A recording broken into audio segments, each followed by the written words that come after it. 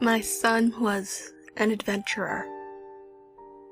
He was 4 years old and with a large fenced-in backyard. One could say he had all the places in the world to explore, and certainly all the time.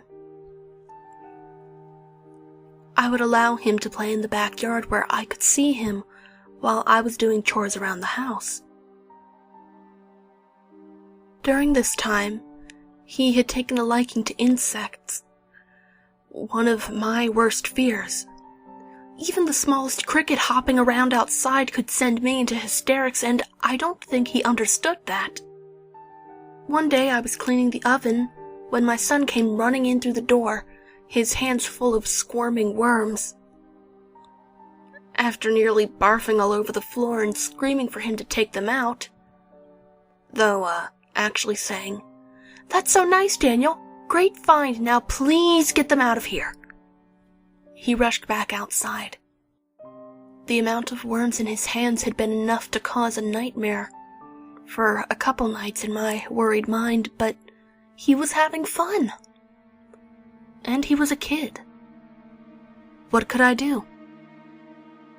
This occurred a few more times until I gave in and bought a small habitat that he could keep on the counter and put bugs inside.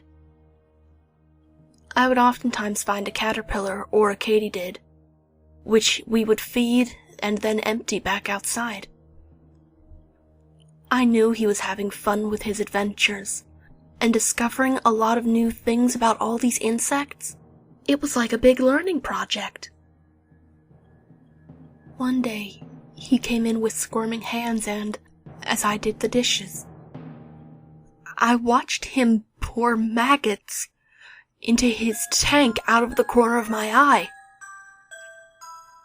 I cringed and ran over to him demanding, "Where did you find these? They're absolutely disgusting and they can't be in the house." They wriggled around a piece of something, decayed and rotten, and the smell was excruciating, emanating from them. My son just looked up and replied, "I'm sorry, Mommy. I found them in the bowls outside." "Bowls?" I asked. "Can you show me where you mean?"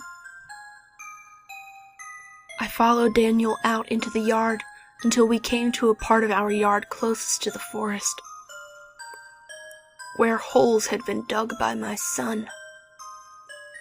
There, in the holes, were carved out human skulls, skin still attached to the outside. Maggots writhed in and out of the eye sockets and gaping jaws. Daniel just looked up at me and said,